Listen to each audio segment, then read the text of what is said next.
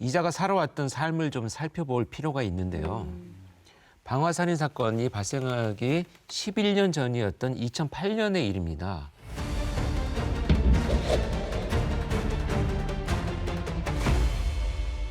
당시 공장에서 일을 하던 이 안인득이 디스크 협착증 때문에 산재 처리를 받기 위해서 노력을 했지만 결국 받지 못했던 에피소드가 있었습니다. 이 사건을 계기로 해서 사람들이 자신을 무시하고 자신의 처지를 비웃는다는 피해의식을 갖게 된 것 같습니다. 그러다가 2년 후인 2010년 8월 안인득이 길을 가던 행인을 보고 전에 일하던 직장에서 자신을 감시하라고 보낸 사람이라고 생각해서 정말 일면식도 없던 행인을 칼을 휘둘러서 상해를 입힙니다. 이 사건으로 재판을 받던 중에 안인득은 조현병 진단을 받게 되고 심신미약을 인정받아서 징역 2년에 집행유예 3년을 선고받습니다. 그래서 이 사건 이후에 안인득은 실제로 조현병 치료를 시작을 했습니다. 2011년 1월부터 6년 동안 68회에 걸쳐 조현병 치료를 받았던 안인득은 별 사고 없이 잘 지냈습니다. 중졸이던 그는 30대 중반이라는 늦은 나이에 고등학교에 입학을 했는데요. 종교 4등에 우수한 성적을 거두기도 했습니다. 아니 6년 동안 사고가 없으면은 치료에 성공했다고도 말할 수 있을 것 같은데.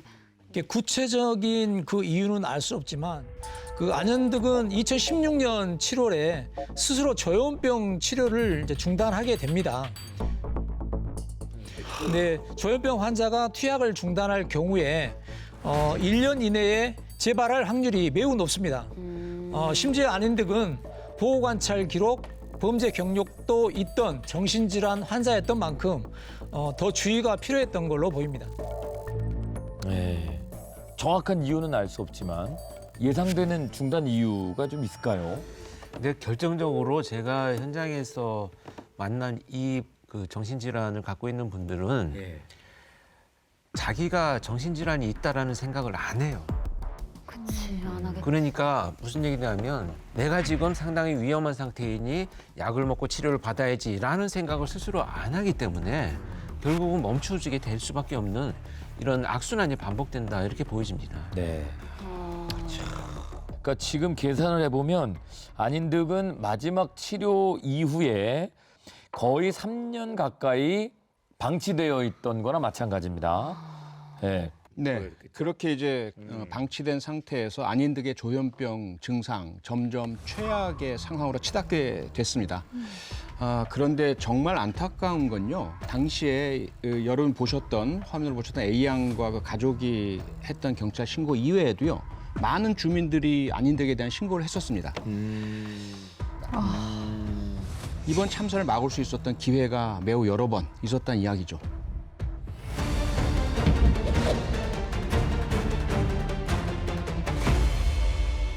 근데 어떤 일이 있었냐면요. 2019년 방화 사건 발생하기 반년쯤 전부터 안인득의 망상 증상이 이제 극심해졌습니다. 그래서 이 주민들을 괴롭히기 시작했는데요. 주민들이 참을 수 없는 도를 넘는 수준에 이르게 되었습니다. 결국 이제 안인득의 만행을 참다 못해서 경찰에 신고를 합니다. 그것도 무려 8번이나 말이죠. 아니 막을 수 있는 8번이나 이렇게 신고가 왔으면 충분히 조치를 취했으면 막았을 수도 있었을 것 같은데 아무런 조치가 없었나요? 그런데 주민들은요. 아래층 남자가 달걀을 던진다. 또 출근길에 남자가 시비 거면서 행패를 부린다.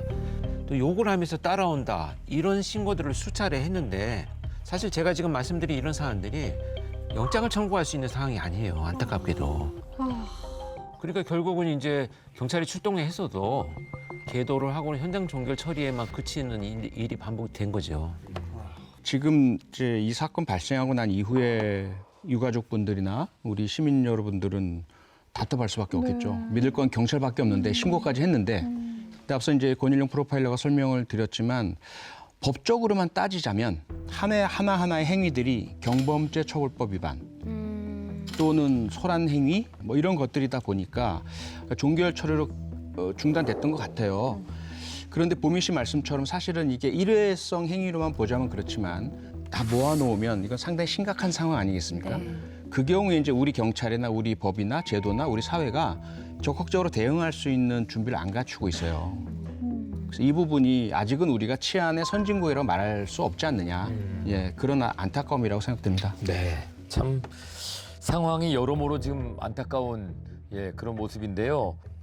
또 하나 밝혀진 사실은 안인득이 주민들에게 이렇게 행패를 부리고 다닐 당시에 또 다른 사건도 저질렀다는 게 확인이 됐습니다. 예, 그렇습니다. 이 당시에 안인득은 주민들을 괴롭히고 있었을 뿐만 아니라 자활센터 여성 직원이 자신에게 커피에 약을 타서 줬다는 망상에 빠져가지고 직원을 때리고 호프집에서 새망치를 든 채 손님을 폭행한 사건도 있었습니다. 그래서 안인득 친형이 안인득 정신병원 입원 치료 요청을 위해서 백방으로 노력했지만 좌절됐다고 합니다.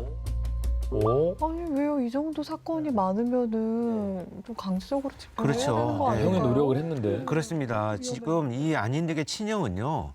정신건강복지법상에 강제 입원이 가능한 제도가 3가지가 있습니다. 첫 번째 응급인데요. 이건 경찰이 72시간을 긴급 응급 의뢰할 수 있다라고 되어 있고요. 또 행정 입원은 그 지자체장이 자타해의 위협이 심각한 경우에 입원 의뢰를 할 수 있죠. 그다음에 보호 입원은 이제 가족들이 하는 겁니다. 이 3가지를 다 모두 시도를 했는데도 안 됐습니다. 이게 왜냐하면 처음에는 이 병원에 가서 보호 입원 요청을 합니다. 가족이니까. 하지만 보호 입원을 하기 위해서는 2명의 직계 가족이나 배우자 등 보호 의무자의 신청과 동의가 필요한데 친형은 해당이 안 돼요. 아, 어디에도 해당이 되지 않으니까 다음 방법으로 응급 입원 조치가 필요하다라고 생각해서 권한이 있는 경찰에게 갑니다. 그런데 사건은 이미 송치가 되어 있고 그러니까 검찰로 가보라 이렇게 얘기를 한 거죠. 그래서 이 형은 또 검찰청 민원실로 갑니다. 그런데 민원실에 가니까 법률구조공단에 가라. 또 법률구조공단에 갔더니 이거는 동사무소의 지자체에서 가서 상의를 해라. 그랬더니 동사무소는 이건 우리가 결정할 수 있는 사항이 아니니까 시청으로 가라. 그래서 이 형은 동생 안인득에 대한 이 문제를 해결하기 위해서 국가기관 전체를 다 돌아다니는 거죠. 지칠만 하겠다 진짜. 근데 뭔가 서로 미루는 느낌인 것 같아요. 그러니까요. 최선을 다했는데. 결국 안인득의 형은 마지막으로 이 지방자치단체의 힘을 빌리기로 합니다. 행정입원이라는 법 제도가 있으니까요. 그런데 지방자치단체에서는요. 그렇게 하려면 입원 치료가 필요하다라는 정신과 전문의의 진단을 가서 받아오세요. 라고 형한테 요구를 하게 됩니다. 그런데 이걸 어떻게 받습니까? 직접 환자가 병원에 가야 의사 진찰을 받고 진단서를 받을 거 아니겠어요. 그런데 이때는 이미 안인득이 행패 부리고 사람 때리고 통제 불가능한 상태인데 어떻게 형이 안인득을 데리고 정신과 병원에 가겠습니까? 와, 오히려 가족이 넣으려고 하는데 나라에서 풀어주는 것 같아요. 이게 지금 이렇게 들으면. 막을 수 있는 기회가 있었는데. 네. 그죠? 사실 가족을 강제분하는 것도 가족 입장에선 어려운 일이잖아요. 근데 얼마나 위험해 보였으면 내 동생 안 된다, 넣겠다 했는데 여기서 안 된다, 나가라 이러니까 이거는 막을 수 있는 방법이 없네. 결국 형이 동생이 남을 해치기 전에 해치지 못하게 하기 위해서 했던 모든 노력, 숲으로 돌아갔던 그 시기가 언제냐면 바로 이 방화 참사가 발생하기 딱 2주일 전이었습니다. 딱 2주일 전이었습니다. 어떡해. 그때 그게 됐었으면. 마지막이었네요. 그 노력이. 아, 2주 전이면 진짜 막았을 수 있었는데. 그때만 입원 치료 받았어도 네, 맞아요. 이렇게 끔찍한 사건이 안 일어났을 노력을 안 했으면 모르겠는데 노력을 너무 하셨어. 최선을 다하셨어요. 텐데. 예. 근데 약간 참 어려웠었던 뭐 그런 좀 사유가 있지 않았을까요? 네, 모든 관공서가 결국 핑퐁, 탁구처럼 여기저기 공을 돌리게 된 이유 중에 하나를 보자면 법 개정이라고 들 수 있는데요. 과거에 정신보건법 제24조가 있었습니다. 네. 이렇게 위험한 정신질환자를 본인 뜻에 반해서 강제 입원시킬 수 있는 조항이었는데 어떤 악용 사례들이 있었냐면 가족들 중에 예를 들어 유산이나 상속이나 이런 데 분쟁이 생기면 가족들이 합의해가지고 정신병원에 병이 없음에도 불구하고 강제 입원을 시킵니다. 멀쩡한 사람. 멀쩡한 사람을. 정신장애가 있다는 이유로 정신병원에 강제로 입원당한 피해자들이 헌법 소원을 청구했습니다. 4명의 자녀가 20억 원에 달하는 재산을 노리고 강제로 입원시켰다고 주장합니다. 이런 사례들이 여러 건 있었거든요. 그러다 보니까 이건 안 되겠다. 이 법이 오히려 범죄를 유발시키고 인권 침해를 만들어낸다라는 지적들이 있었기 때문에 법 개정은 되었습니다. 그러니까 이 지금 피해 보는 사람들 또 악용하는 사람들이 생기기 때문에 조금 더 그 규정을 좀 까다롭게 하다 보니까 어려움을 겪을 수도 있을 것 같습니다. 보니까. 그래서 그 다음에 조치를 취할 수 있는 게 경찰이죠. 형이 또 찾아간 게 경찰 아니었습니까? 그런데 사실 경찰청에서요, 2018년 11월에 보건복지부와 함께 이러한 상황에서 적절하게 대응할 수 있는 매뉴얼을 만듭니다. 정신과적 응급 상황에서의 현장 대응 안내 2.0이라는 매뉴얼에 보면 응급 위기 대응에 따라서 응급 입원을 시키거나 혹은 정신건강 관련 기관에 연계하거나 상담 안내를 할 수 있다라고 되어 있어요. 그런데 이 사건 당시에 경찰은 이 현장 대처 매뉴얼이 일선에 보급되기 전이었던 것으로 보입니다. 그래서 실행되기 전에 과도기적인 시기에 딱 이 사건이 발생하느라고 경찰에서 형의 그런 요청에 대해서 적극적으로 대응하지 못한 게 아니냐. 그런데 사실은 매뉴얼이 있건 없건 간에 법에 이러한 것이 있으면 형의 우려를 받아들여서 적극적으로 응급 입원을 시도했었어야 되지 않느냐라는 그런 안타까움은 분명히 남아있죠. 근데 이 지금 안앤득 사건과 관련해 가지고 그 안앤득 형이 굉장히 많은 노력을 했잖아요. 그런데도 응급 입원이 안 되고 행정 입원도 안 되고 아무 도움을 받지 못했어요. 지금도 그럴 것이라고 생각하는 건 잘못된 생각입니다.